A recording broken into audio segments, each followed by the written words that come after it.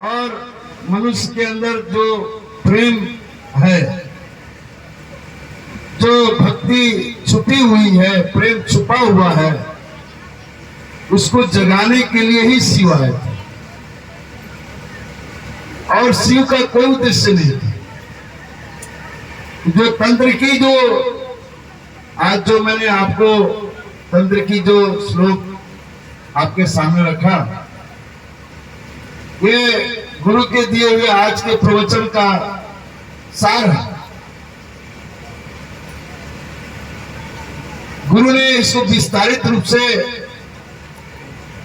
जो प्राण का केंद्र परम पुरुष हैं, उसको आपको सामने समझाने का प्रयास किया। पता नहीं कितने लोग समझे हैं, सुनते हैं, क्योंकि स्वाध्याय का मतलब है स्वाध्याय में धारण करना, स्वयं में धारण करना। सुनना खाली नहीं, उसको अपने जीवन में उतारना है, समझना है। पढ़ा जाता है यहाँ समझने के लिए। यहाँ प्राण केंद्र परम पुरुष क्यों है? अब गुरु ने प्राकृतिक जो पांच भौतिक जो स्थूल सत्ता है, उनकी माया को समझाते हुए मनुष्य प्राण केंद्र प्रकृति का क्या प्रभाव है मनुष्य के मन पे, शरीर पे, और इसको गुरु ने व्यवहारिक चीज दिया, खाली दर्शन नहीं। आज दर्शन की बात कही गई आपको स्वाध्याय में, हाथ मार के गुरु ने इसको व्यवहारिक चीज क्या दिया है, वही मेरे इस तंत्र के श्लोक का अर्थ है। जो मैं तंत्र के श्लोक बोला हूं, उसका अर्थ यही है, ध्याय कुल कुलनी सूक्ष्म मूलाधार निवासिनी। परम पुरुष परमात्मा जीव मन के माध्यम से कुल कुलनी के रूप में मनुष्य के शरीर के मूलाधार में बैठे हुए, और उस प्राण केंद्र को, परम पुरुष के प्राण केंद्र को समझना है, तो मनुष्य को इस पांच भौतिक स्थूल जगत की माया को समझते हुए ऊपर जाना होगा। तो क्या है ये माया? है बहुत विस्तारित रूप। अब जैसे मनुष्य के मन के विचारों में जो माया छुपी हुई है, जो उसके विचारों के माध्यम से मनुष्य अपने आप को कर्म में, ज्ञान में, भक्ति में कोशिश करता है, उसको अपनी एक्सप्रेशन को दिखाने के लिए, अपने परिणाम को दिखाने के लिए, उसका एक केंद्र गुरु ने बताया है। वो केंद्र क्या है? वो केंद्र है 8 केंद्र। 8 केंद्र में मूलाधार, स्वादिष्ठान, मणिपुर, अनाहत, विशुद्ध और आज्ञा, त्रिकुटी और सहस्रा, गुरु चक्र और सहस्रा।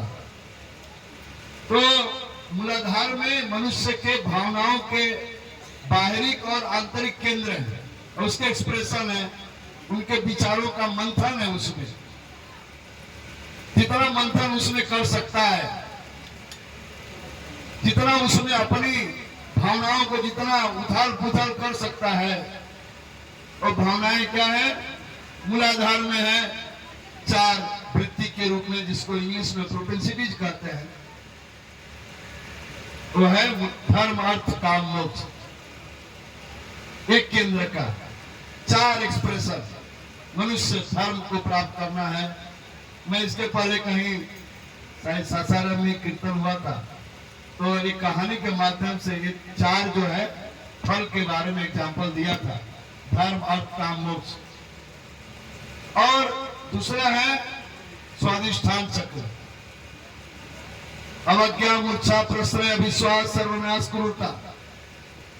ये एक्सप्रेशन है। मनुष्य इसके माध्यम से अपनी जितने भी माया के कुचक्र का एक्सप्रेशन कर सकता है, इसके माध्यम से करता है। फिर ऊपर उठिए तो मणिपुर चक्र, लज्जा, विषमता, ईर्ष्या, सुसुप्ति, विषाद, कषाय, तृष्णा, मोह, घृणा, भय। फिर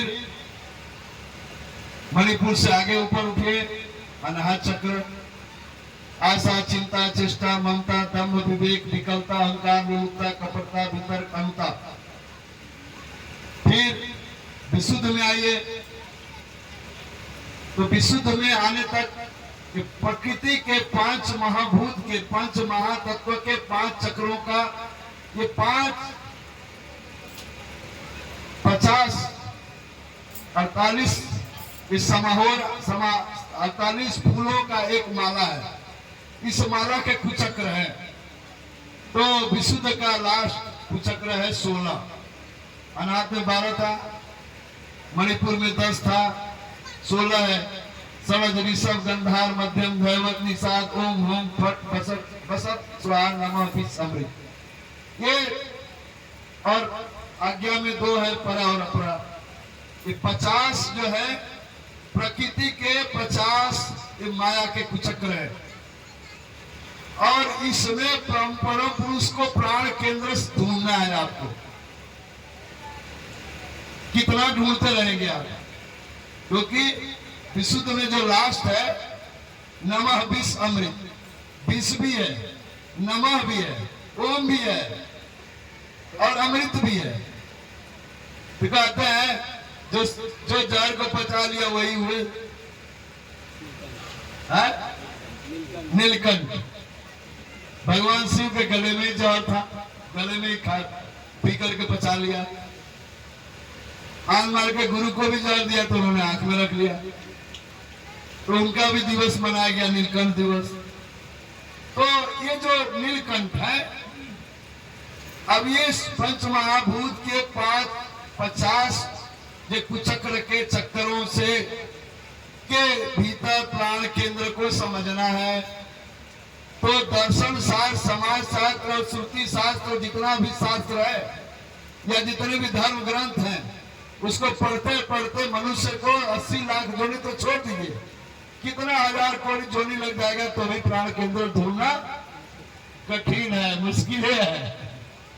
कितना ढूंढते रहेंगे, ढूंढ ढूंढ के मरते जाइए, जन्म लेते जाइए, मरते जाइए, जन्म लेते जाइए। इसीलिए सीधा सीधा उपाय है। तो क्या उपाय है? तमिष्ठ देवता रूपम, देवता के रूप में बैठे हुए परमात्मा प्राण केंद्र कहाँ है? सहस्रार के सहस्रार में ज्योति पीठ पर बैठे हुए हैं।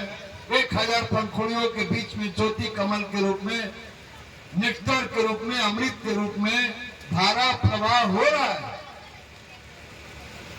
उस धारा प्रवाह को समझने की बात है। यहाँ कबीर कहते हैं, कबीर दास की उल्टी बानी, बरसे कंबल भीगे पानी।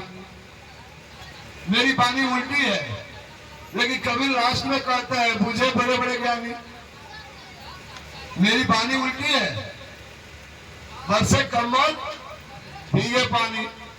कंबल बरसता है कभी, लेकिन बरसता है, और पानी भीगता है। अरे पानी तो जल रहा है तो भीगना क्या है, लेकिन भीगता है।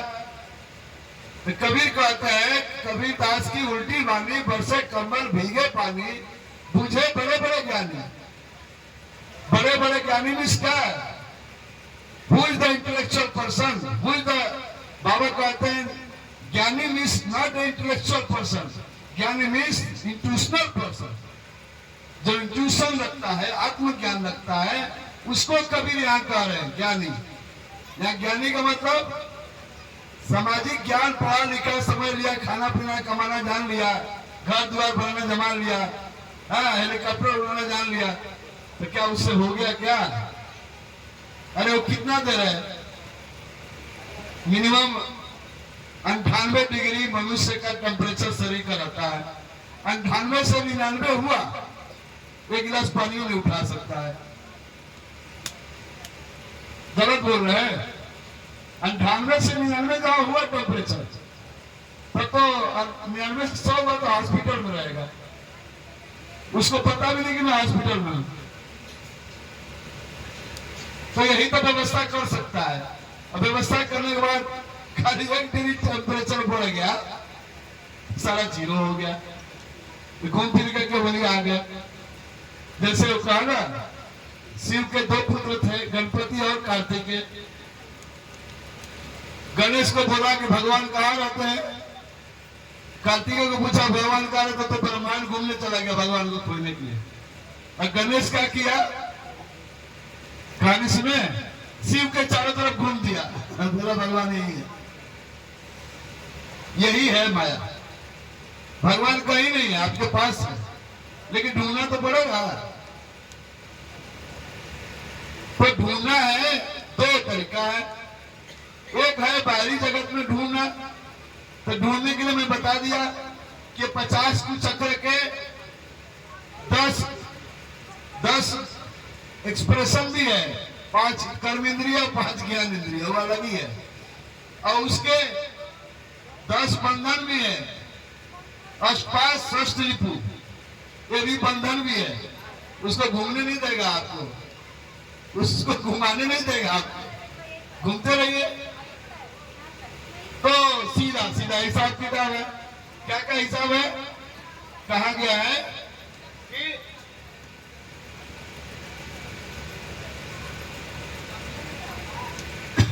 स्वयंभू लिंगात व्यष्टितम, जो स्वयं में ही व्यष्टितम इस बैठे हुए हैं, जो मौजूद हैं, जो आपके साथ ही 24 घंटा रहते हैं, जो 24 घंटा आपके साथ घूम फिर रहे हैं, काम कर रहे हैं, हर चीज में, कैसे पाएंगे?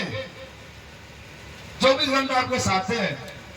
अरे भाई, सबको मालूम है कि दूध में घी है, घी तो दिखता ही नहीं है, सबको मालूम है, बच्चा को मालूम है, मम्मी को भी पता था कि मम्मी घी है, घी कैसे मिलेगा? तो घी कैसे मिलता है? तो घी के लिए दूध को तपाना पड़ता है, सही टेम्परेचर में तपने के बाद, अगर टेम्परेचर ज्यादा भी रहेगा, जोरन डालेंगे तो नहीं जमेगा, कम भी रहेगा तो भी नहीं जमेगा।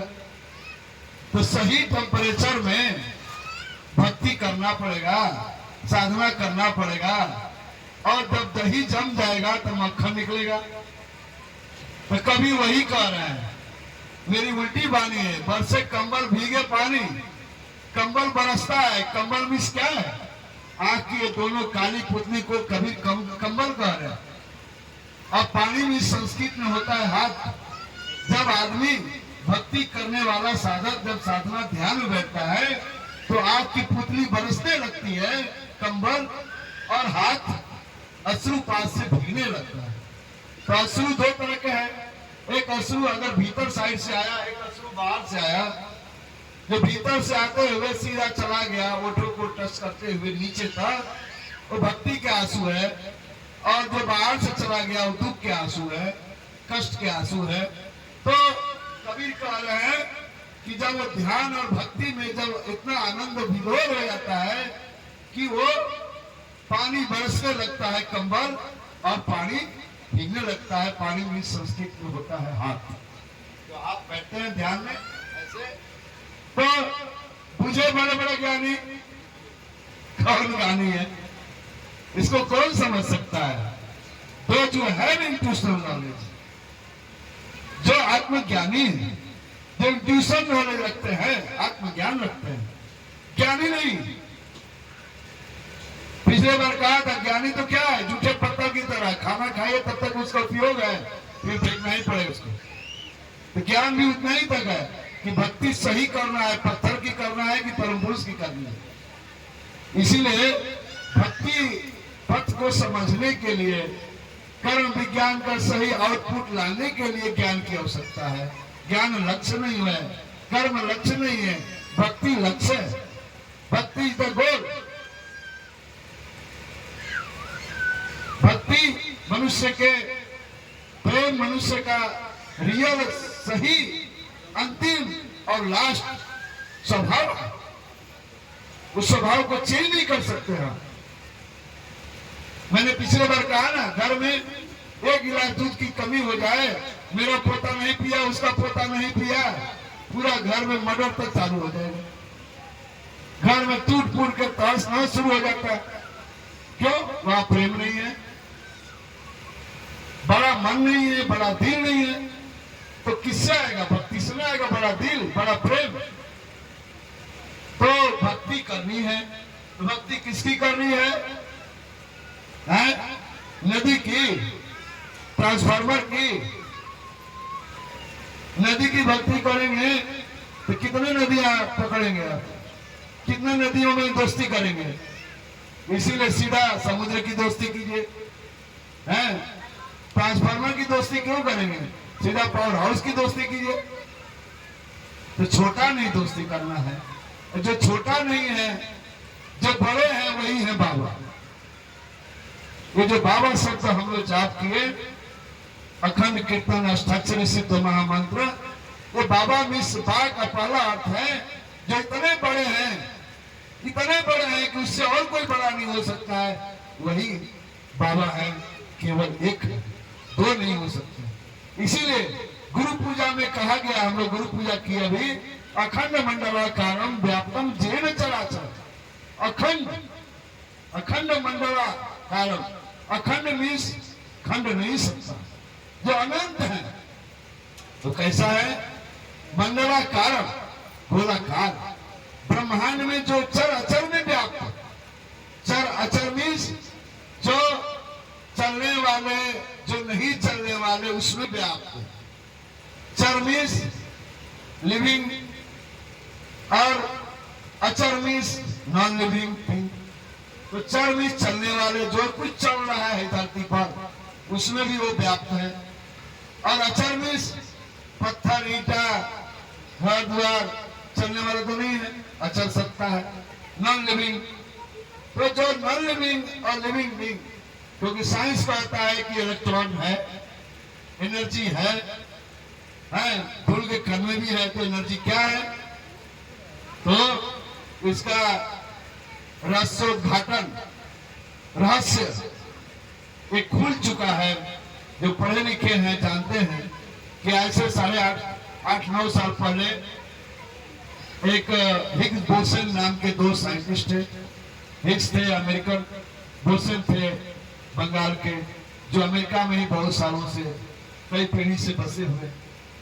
दोनों ने के मन में एक विचार आया कि ये इलेक्ट्रॉन की जो न्यूट्रॉन की शक्ति है, ये सूक्ष्म शक्ति क्या है, इसके रहस्य को जानना चाहिए। तो उन्होंने हाइड्रोक्लोराइड नाम का एक मशीन बनाया। 27 किलोमीटर धरती के नीचे उस प्रोटॉन की रहस्य शक्ति को जानने का प्रयास किया कि इसको तोड़ के हम काबू में रखें, शक्ति को आप जिस तरह से चाहे उस तरह से उपयोग करें। तो परमात्मा की शक्ति को तुम चाहोगे जैसे चाहे वैसे उपयोग कर लोगे, तो संभव तो है नहीं। क्योंकि दुनिया इलेक्ट्रॉन, प्रोटॉन, न्यूट्रॉन, चाहे कुछ भी धरती पर हो, चाहे लिक्विड हो या सॉलिड हो, सब में परमात्मा मौजूद है, उनकी शक्ति मौजूद है। तो जब उनको ब्लास्ट करने का प्रयास किया गया, तो जो एक शक्ति, सूक्ष्म शक्ति थी, वो 100 गुना उसकी शक्ति बढ़ गई और उसकी संख्या बढ़ गई। तो आप लोगों को पता होगा, आज से 10 साल पहले एक घटना धरती पर घटी इस ब्रह्मांड में, जो पहले साइंटिस्ट लोगों के अहंकार था कि भगवान है नहीं, अब वही साइंटिस्ट लोगों ने उस शक्ति का नाम दिया गॉड पार्टी। भगवान की शक्ति है, इसको बोलने में रुलाई आता है। मनुष्य अहंकार लेके कब तक जिंदा रहेगा धरती पर? उनको गॉड पार्टिकल कहना पड़ा। ऐसी चीज को मानवाने के लिए, मानने के लिए इतना बड़ा गीता कृष्ण ने लिख दिया। भगवान शिव ने कितना कष्ट किया, आनंद मूर्ति जी ने कितना कष्ट किया, केवल इस चीज को समझाने के लिए। सारा सुभाष चंद्र आनंद वचनामृतम का पूरा उद्देश्य यही है, यही चीज समझने के लिए कि भगवान है। आज नहीं समझोगे, कल नहीं समझोगे, 10 लाख वर्ष बाद समझोगे, समझना तो पड़ेगा ही। तो क्यों लेट करे भाई? सुबह से शीघ्रम और सुबह से काल है ना। शुभ से शीघ्रम, अशुभ से कारणम, और शिव की भी एक युक्ति है। तो वर्तमानेषु वर्तेत, जो वर्तमान में शरीर मिला है, मन मिला है, जीवा काम कर रही है, मेगा शक्ति काम कर रही है, वर्तमान में है। मैं बोला ना 98 से 99 हुआ, सारा काम करना बंद कर देगा। तो जो वर्तमान है भविष्य में बदल गया। तो जब तक वर्तमान है क्या करना चाहिए? यही है बाबा नाम केवल। तो साइंस को मानने के लिए इतने करोड़ों वर्ष लग गया कि भगवान है, मनुष्य को मानने के लिए लग जाता है भगवान है, इतने सारे किताबें पढ़ने के लिए समय लग जाता है। तो इतनी बड़ी चीजें हैं। अब मानने हैं तो मानने का सही सरल रास्ता क्या है? तो कृष्ण ने कह ही दिया, माया मेताम तरंती थे, ये तो माया मेरी माया है। ये जितना सारा चक्कर देख रहे हो, सारा गीता का ज्ञान का कोई मतलब नहीं है, ये तो मेरी माया है। पढ़ते रहो, करोड़ वर्ष तक गीता पढ़ते रहो। अब राष्ट्र कहते हैं माया मेताम तरंते मामेकम शरणम व्रत, जो मेरी शरण में आ गया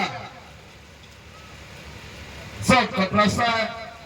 विष प्रेम भक्ति, भक्ति जग गई, सब कुछ मिल गया। अगर वो नहीं जगा, कुछ नहीं मिला। इसी भक्ति को जगाने के लिए ही कृष्ण कहते हैं यदा यदा ही धर्मस्य ग्लानि भवति भारत अभ्युत्थानम् अधर्मस्य तदात्मानं सृजाम्यहम्। मैं बार बार अवतार लेता, बार बार आता हूँ सृजन, बार बार मैं आता हूँ धरती पर मनुष्य को इस भक्ति का जागरण के लिए ही, और कोई दूसरा रास्ता नहीं है। ज्ञान मार्ग हो सकता है, कार्य मार्ग हो सकता है, भक्ति मार्ग नहीं, भक्ति लक्ष्य। भक्ति के लिए ही आते हैं धरती पर मनुष्य। प्रेम नहीं रहा, घर में खत्म हो जाता है, सारा समाज बर्बाद हो जाता है, दुनिया बर्बाद हो रहा है। आज प्रेम नहीं होने से ही घर घर में एक्सप्लॉयटेशन है। इस एक्सप्लॉयटेशन को खत्म नहीं किया जा सकता। पहले तक 2-4 लोग थे, कहीं कहीं ऑफिसों में था, घर घर में एक्सप्लॉयटेशन है। अरे इतना एक्सप्लॉयटेशन जड़ तक चला गया है कि आज का बच्चा मोबाइल नहीं देगा तो नाश्ता नहीं करता है, खाना नहीं खाता है, कार्टून नहीं देगा तो खाना नहीं खाता है। एक्सप्लॉयटेशन कहां पहुंच चुका है? इस सूक्ष्मता को समझने में बहुत टाइम लग जाएगा। छोटा बच्चा अगर उसको मोबाइल कार्टून नहीं लगाइए तो दूध नहीं पीता है। कहां एक्सप्लॉयटेशन पहुंच गया है? कहां आप शोषण को बच सकते हैं? बचने का रास्ता नहीं है। इसीलिए समर्पण करना है, भक्ति करना है। और भक्ति वो भी कैसी भक्ति? 100%। उसमें कहीं कोई मात्रा नहीं होना चाहिए। मात्रा हुआ तो घबरा जाएगा। और 100% समर्पण की भक्ति होगी तो बाबा परमात्मा आपसे बड़ा बड़ा काम लेंगे। हम, मैं गारंटी के साथ कहता हूं। मनुष्य काम नहीं करता है, मनुष्य की शक्ति काम नहीं करती है, काम करते हैं परम पुरुष परमात्मा। उनकी इच्छा से सारा काम हो रहा है। काम करने के लिए तो समर्पण चाहिए। अपने मन को पवित्र तो बनाना पड़ेगा ही, ताकि आपसे काम ले लें।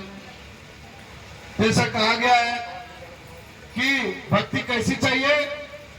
दीदी लोग गप मत मारो, बात मत करो, जो बोलेगी उसके पास माइक ले जाऊंगा। देखो नारद को भी भक्ति का अहंकार हो गया। भक्ति 100% समर्पण चाहिए। नारद सोचा कि मैं 24 घंटा नारायण नारायण करता हूं, हमसे बड़ा भक्त दुनिया में कौन है? हम तो 24 घंटा नारायण नारायण करता हूं, दूसरा कुछ मन में विचार नहीं आता है। अब उसको इसका अहंकार हो गया। कृष्ण सोचे, कृष्ण भी उसकी परीक्षा लेने के लिए सोचे। कृष्ण गए नारद के पास। अब बोलते हैं हेलो हेलो। कृष्ण नारद के पास गए साधु भेष में।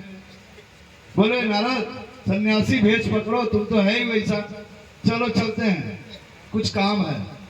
गए तो एक बुढ़िया के यहाँ जाके दरवाजा खटखटाया।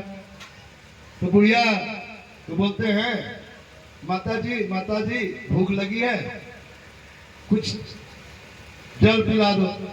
माता जी दौड़े गई आनंद फानंद में जल्दी से उसके पास। एक ही गाय थी, गाय दुही, गर्म करके दूध पिलाई दोनों को।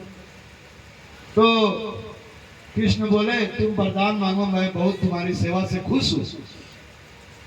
तो बुढ़िया बोलती है माता जी अरे तुम मिल गए तो हमको और क्या चाहिए जी, और कौन सा वरदान दे के मेरे को फंसाने का चक्कर उड़ा रहे हो। क्योंकि बुढ़िया भक्त थी तो कृष्ण को समझ गई, पहचान गई। पहचानने के लिए भक्ति चाहिए और कुछ नहीं चाहिए, कोई क्वालिफिकेशन की जरूरत नहीं, प्रेम चाहिए। घर में माता पिता के सारे रहस्य को समझना है तो उनसे प्रेम करो, और लात मारोगे माँ पिता को, बुढ़ा को, तुम भी लात खाओगे। तो प्रेम चाहिए, इस प्रेम के बिना ही तो सारा टूट रहा है। तो बूढ़ी माता बोले कि जब तुम मिल गए तो और हमको क्या चाहिए। तो कृष्ण बोले नहीं मेरी तो इच्छा है, कुछ देना चाहता हूं। तो कृष्ण बूढ़ी माता बोलती है कि जो तुम दोगे हमारे लिए अच्छे के लिए दोगे, तुम कभी किसी का बुरा हो चाह ही नहीं सकते हो, हमारे भले के लिए दोगे।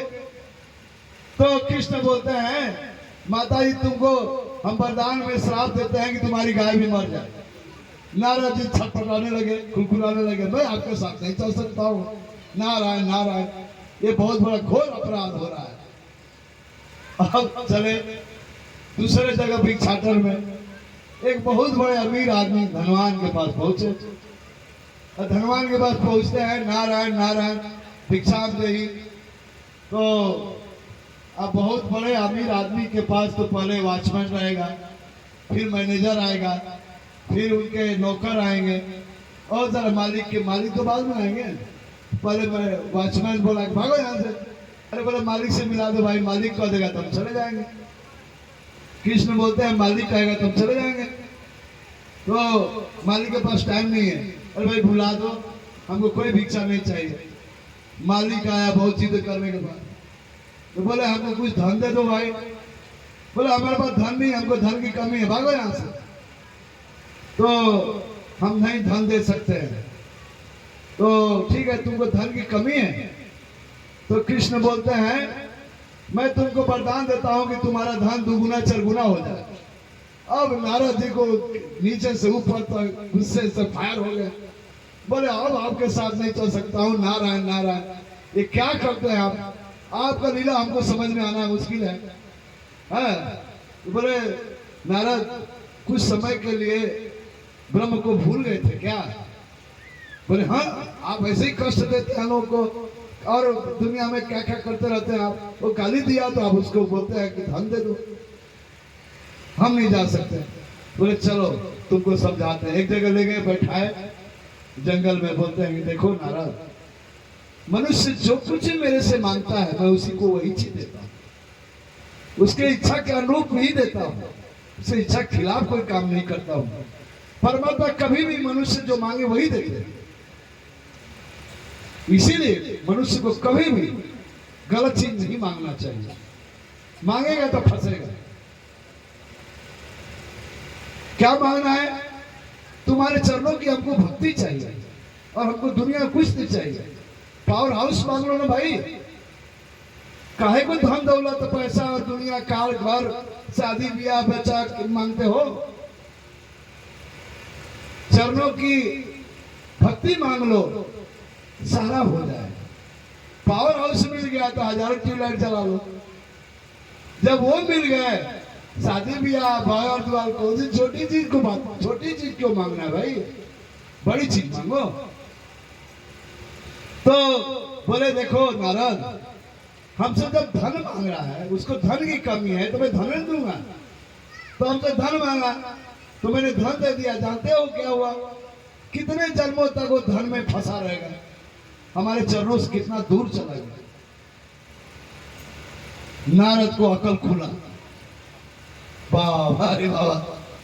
फिर बुढ़िया के पास, बुढ़िया बोले, बुढ़िया बोली हमको पहचान गए कि तुम जब मिल गए तो हमको क्या चाहिए, तो मैं उसकी गाय भी माया क्यों रखूं, इसलिए मैं बोला तुम्हारी गाय भी चली जाए। अब बुढ़िया मोक्ष मिल गया, मर गई वो। तो मनुष्य जो मोक्ष में आएगा मोक्ष मिलेगा, धन में आएगा धन मिलेगा, और धन के माया में फंस करके फिर परमात्मा को ही गाली देता है कि आपको तू फंसा दिया, ये दुख हो रहा है तो वो दुख हो रहा है, बहू गाली दे रही है तो बेटा गाली दे रहा है, तो बाप गाली दे रहा है, तो बेटा लात मार रहा है। मांगे क्या थे? बचपन से बच्चे को सीए बनाना है, आईएएस आईपीएस बनाना है, कभी धर्म की साधना कराए नहीं, कभी भक्ति कराए नहीं। बच्चा आईएएस आईपीएस बनकर लात नहीं मारेगा तो क्या भक्ति करेगा, प्रेम देगा, आपको पूजा करेगा? कभी ये तो नहीं सोचेगा अरे बेटा पढ़ाई तो करते हो, 10 मिनट बैठो, ध्यान करो, भगवान की पूजा करो। तो कभी चीज सिखा ही नहीं तो जो सीखा वही ना करेगा। बाप माँ से स्वार्थ जब तक रहेगा तो प्यार करेगा, स्वार्थ खत्म हो गया तो लत मारेगा। तो मनुष्य यही गलती करता है। इसीलिए कहा गया है, आनंद मार्ग के गुरु ने एक किताब दिया, उसका नाम है प्रमा, पैरेललिज्म, इक्विलिब्रियम। प्रमा मीन्स आध्यात्मिक जीवन में भी प्रमा चाहिए, सामाजिक जीवन में भी प्रमा चाहिए, भौतिक जीवन में भी प्रमा चाहिए, और शारीरिक जीवन में प्रमा चाहिए। बढ़िया खीर रसगुल्ला बना है तो 10 पूरी खा लिया, 20 पूरी खा लिया, अब प्रमा मेंटेन नहीं किया तो क्या होगा? शरीर नाश हो जाएगा। नहा रहा है तो नहा ही रहा है, कमा रहा है तो कमा ही रहा है, धने के चक्कर में पड़ गया, भगवान भूल ही गए, घर का प्रेम बाल बच्चे को भूल ही गया, बहन भाई को भूल ही गया, तो क्या होगा? क्या मिलेगा? वही ना मिलेगा। तो भक्ति, भक्तस्य जीवनम, मनुष्य का प्रेम ही, भक्ति सबसे बड़ी शक्ति है, जीवन है। उसके बिना वो जीवन क्या है? मर जाने वाली दशा है। किसी के प्रेम को छीन लीजिए, सूखा हृदय हो जाएगा। आनंद मार्ग के गुरु ने आनंद मार्ग को जिंदा रखने के लिए भक्ति जैसी व्यवस्था दिया। भगवान शिव आए, अष्टाक्षरी सिद्ध महामंत्र दिए, और कृष्ण आए, अष्टाक्षरी सिद्ध महामंत्र दिए। आनंदमूर्ति जी ने अष्टाक्षर सिद्ध महामंत्र दिए कि जनमानस की भक्ति जगे, जनमानस का कल्याण हो। कोई जरूरत नहीं है पढ़ा लिखा, कोई जरूरत नहीं है कि बहुत ज्ञान साधना नहीं कर सकता है, उसको फिलोसफी नहीं, दर्शन नहीं समझ में आएगा। क्या वो भगवान को प्राप्त करने की क्षमता उसको नहीं होनी चाहिए? क्या उसको उसका इच्छा नहीं है? इसीलिए भक्ति बहुत बड़ी चीज है। भक्ति जगने के लिए कीर्तन करना है। बाबा नाम केवलम का मतलब यही है, कीर्तन नहीं होगा भक्ति नहीं जगेगी। और एक चीज, कभी कभी कहीं कहीं वेद पुराणों में कुछ श्लोकों को तोड़ मरोड़ करके पेश किया गया, जिसका अर्थ जो है बाद में निरर्थक हो गया। जैसे मैंने गुरु पूजा का बात कहा, अखंड मंडलाकारम व्याप्तम जेन चराचरम तत्पदम दर्शितम जेन। भक्त कह रहा है, हे भगवान तुम अखंड तो हो, चराचर में व्याप्त, लेकिन तुमको हम तुम्हारे चरणों को दर्शन नहीं कर पा रहे हैं। कैसे मैं तुम्हारे चरणों में मैं अपने आप को अर्पित करूं? तो क्या कह रहा है भक्त? अज्ञान तिमरानी धस्य ज्ञानम जन्म सलाक है। मैं अज्ञानी हूं, मैं ज्ञानी नहीं, ज्ञान नहीं है मेरे पास। चक्षुर मिलता, मेरे आंख की ज्ञान की पटरी को खोल दो। तद पदम दर्शितम देना तस्मै श्री गुरुवे नमः, ताकि मैं अपने इस आंखों से तुमको दर्शन कर सकूं, तुम्हारे चरणों में अपने आप को अर्पित कर सकूं। तभी भी भक्ति की इच्छा का मन नहीं भरता है तो कहता है गुरु ब्रह्मा, उनको खुश करता है, तुम ही ब्रह्मा हो, गुरु विष्णु, तुम ही संचालन करता हो, तुम ही जन्म देने वाले हो, तुम ही संचालन करता हो। गुरु देवो महेश्वर, तुम ही जन्म को खत्म करने वाले हो धरती का हर चीज। गुरु रेवो पर ब्रह्म, यहाँ साक्षात नहीं है। साक्षात का मतलब है कि सशरीर साकार ब्रह्म में जब शरीर रहे परम पुरुष, तो उसको साक्षात कहा गया है। क्योंकि गुरु रेव का मतलब होता है तीनों ब्रह्म के जो सबसे परे, सबसे ऊपर है, वही है परम पुरुष गुरु, उनको मैं समर्पित करता हूँ। तो गुरु रेव परो ब्रह्म तस्मै श्री गुरुवे नमः। जो गुरुओं के भी गुरु हैं वही परब्रह्म है, क्योंकि वो तो सत्ता निराकार है, साकार के रूप में आते हैं, शरीर छोड़ के चले जाते हैं। तो निराकार सत्ता का ध्यान करना है तो साक्षात का बोल ही नहीं सकते। तो परमात्मा निराकार सत्ता है, निराकार का ध्यान करना है तो गुरु रेव पर ब्रह्म तस्मै श्री गुरुवे नमः। उनको उनके सही अस्तित्व जो सत्य ट्रूथ जो सत्ता है शक्ति है उनके चरणों में अर्पित कर करके मैं अपने आप को धन्य करता हूँ। इसी को कहा गया है पढ़ना ध्यान। ये मनुष्य के मन के विचारों के तीन कमल के फूल, तीन कलर में तीन तरह के विचार को बना करके सारे जो विचार दिन भर में मनुष्य को परेशान करते हैं, उस विचारों को फूल बना करके परम पुरुष के चरणों में अर्पित कर दो, तत्क्षण उससे मुक्ति मिलती है। क्योंकि गुरु पूजा बहुत कठिन साधना है, साधना से भी कठिन साधना है गुरु पूजा। हमारे बहुत सारे ऐसे साधक हैं, देखा हूं आधा घंटा भी लगता है गुरु पूजा। गुरु पूजा में कहते हैं हे परम पुरुष जब तक तुम देखोगे नहीं, मेरे को देखोगे नहीं, मैं कैसे अर्पित करूं। बुलाने के लिए गुरु को बाध्य कर देता है गुरु पूजा में साधक। तुमको आना पड़ेगा, नहीं दिखाओगे देखोगे तब तक हम अर्पित कैसे करूंगा। बहुत बड़ी साधना है गुरु पूजा, इसको कहते हैं बना देता। जब तक तुम सामने हमारी आंखों के पटरी को खोल के दिखोगे नहीं, मैं अर्पित कैसे करूंगा। बाध्य कर देता है गुरु को भक्त, लेकिन बाध्य करने के लिए इतनी प्रेम चाहिए, भक्ति चाहिए। और भक्ति को जगाने के लिए ही कीर्तन, क्योंकि भक्ति के बिना मनुष्य को प्रेम नहीं जग सकता है, ऐसा कहा गया है। क्योंकि उन्हीं के तो परम पुरुष के लिए यही चीज की कमी रहती है, यही चीज का उनको दर्द रहता है। इसीलिए कहा गया है जब कृष्ण के माथे में दर्द हुआ तो बोले नारद मेरे माथे में दर्द हो रहा है, कोई दवा बताओ। बोले भगवान हमने दवा तो खोज डाला नहीं मिला। बोले वृंदावन गए, बोले नहीं वृंदावन जाओ और गोपियों से कहना कि हमारा माथा में दर्द हो रहा है, कोई दवा बताओ। तो कृष्ण नारद गए वृंदावन, चरणों की धूली अगर मिल जाए तो हमको माथा में दर्द ठीक हो जाए। तो नारद जी बोलते हैं तोबा तोबा, ऐसा कौन है पागल आदमी की जो चरणों की धूली आपके माथे पर लगा के नरक जाना। तो गए गोपियों के बीच में, गोपियों को पूछे, गोपियां दौड़ के घेर ली नारद को। बोले हमारे कृष्ण कैसे हैं। अरे कृष्ण की हालत ऐसी है कि उनके माथे में दर्द है, कोई इलाज नहीं मिल रहा है। तो क्या बोले इलाज क्या बोल रहे हैं। बोले चरणों की धूली मिल जाए माथे पर लगाने से मेरा सिर दर्द ठीक हो जाएगा। तो गोपियां बोलती है इसमें कौन सी बड़ी बात है, ये भी भक्ति का एक स्तर है, बता रहा हूं। बोले कि इसमें कौन सी बड़ी बात है, हम सब। नारद बोलते हैं ऐसा कैसे हो सकता है। अरे अपने चरणों की धूली दे करके तुम कहते हैं अरे मेरे कृष्ण खुश आए तो मेरे को नरक भी जगह मिले, तो कौन सी बड़ी बात।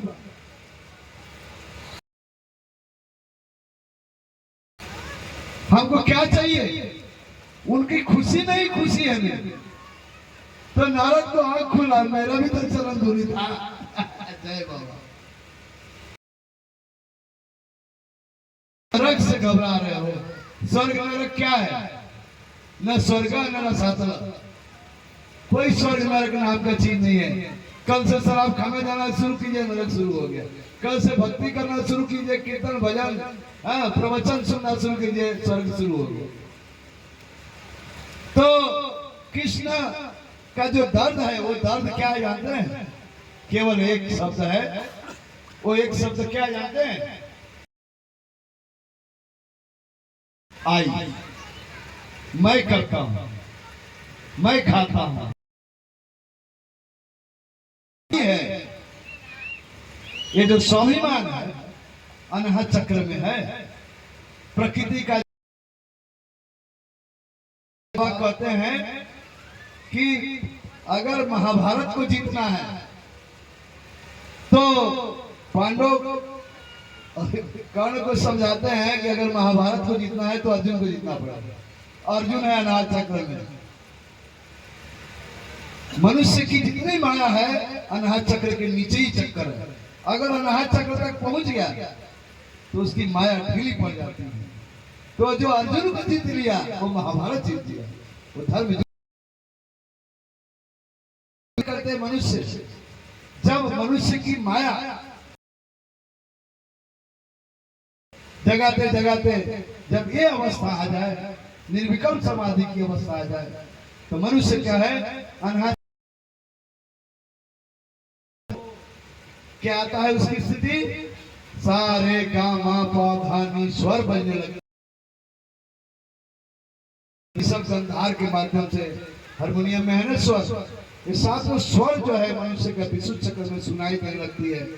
फिर इस सातों स्वर का जब मनुष्य के सारे वृत्तियों का संस्कार जब उस सातों स्वर में घूमने लगते हैं, नाचने लगते हैं, गाने लगते हैं, आकर्षित होने लगते हैं, जैसे बाबा ने कृष्ण ने कहा, कृष्ण के बारे में आकर्षित करना जब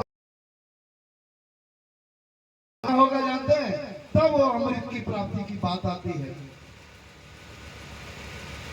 तब विष को भी पी जाने की क्षमता बढ़ जाती है मनुष्य, सारे विष को पी जाने की क्षमता होती है। नहीं तो क्या नाचते रहिए।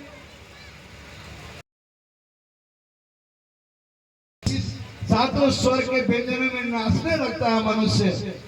तो जब नाचते नाचते नाचते क्या होगा, जो सारी वृत्तियां पशु वृत्तियां हैं, सरल ऋषभ गंधार मध्य में जो 7 पशुओं से जो स्वर बने हैं, इस स्वरों के स्पंदन से सारे पशु वृत्ति खत्म हो जाती है मनुष्य की। तब मनुष्य की सही में सही शुरुआत देवता के रूप में शुरू हो जाती है। वही मेरा श्लोक था तंत्र का, तमिष देवता रूपम। जब मनुष्य इस आज्ञा चक्र के ऊपर चढ़ने लगता है तब जाकर के क्या करता है, जो अमृत रस शरण हो रहा है उसका पान करने लगता है। ब्रह्मांड के हर कोने में देख रहा है कि मेरे तो वही बैठे हैं। इसीलिए मीरा ने कहा था, मेरे तो गिरधर गोपाल दूसरा, परिवार वाले ससुराल वाले उसके कृष्ण को मंदिर तोड़वा दिया, कृष्ण की मूर्ति उसके कृष्ण मीरा कहती है मेरे तो गिरधर गोपाल दूसरों में कोई, तोड़ ताड़ के सब चला गया, मंदिर वही खड़ा हो गया। अब मीरा का कृष्ण, अब मीरा भक्त बनी, तो मीरा जैसा भक्त बनना पड़ा। चैतन्य महाप्रभु को समुद्र में फेंक दिया। मलाह जब लंगर डाला कई सालों से पानी में, चैतन्य महाप्रभु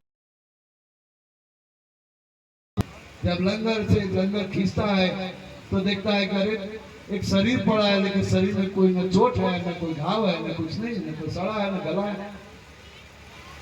कृष्ण कृष्ण कर रहा है।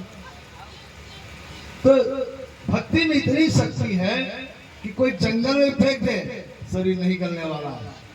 तो भक्ति करने से जब प्रकृति आपकी बात, आज के प्रवचन का सार यही थी, परम पुरुष प्राण का केंद्र, उसका केंद्र है परम पुरुष परमात्मा। जब आदमी साधना करते हुए जब मन ऊपर को ले जाएगा, सहस्रार में जब अनंत अनुभूति करेगा, आत्मज्ञान की सृष्टि होगी, भक्ति जगेगी। और जब भक्ति जगेगी तो वही है क्या, सारी बीच नारी है कि नारी बीच सारी।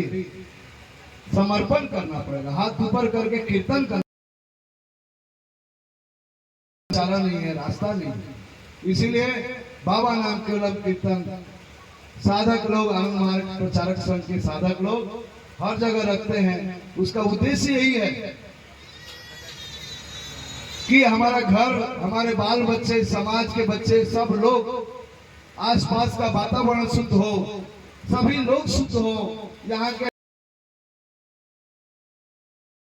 शक्ति जगे, पशु पक्षी पेड़ पौधों के अंदर एक शक्ति जगे, इसके लिए कीर्तन करवाते हैं।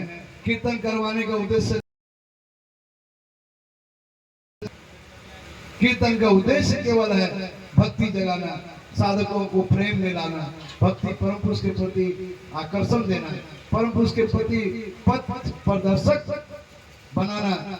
इसीलिए आनंद मार्ग जगह जगह पे अखंड कीर्तन बाबा नाम कीर्तन ऑर्गेनाइज करता है। हम सबको इस भैरवपुर गांव के लोगों को यही अनुरोध करेंगे, जब भी मौका मिले कीर्तन करवाइए, कराइए, सबको प्रेरित कीजिए। जो भी साधक बैठे हुए हैं यहाँ, घर घर में कीर्तन होना चाहिए। जितना कीर्तन होगा उतना जल्दी कल्याण होगा। कीर्तन होगा, पथ ऑटोमेटिक मिलेगा, समाज सुधरेगा। इसी के साथ एक तो अनाउंसमेंट है, जून को धर्म महासम्मेलन आनंद नगर में है, तो सभी भक्त लोगों को वहाँ आमंत्रण है, सब लोग वहाँ आइए। और कीर्तन वहाँ अनंत काल के लिए चल रहा है आनंद नगर में।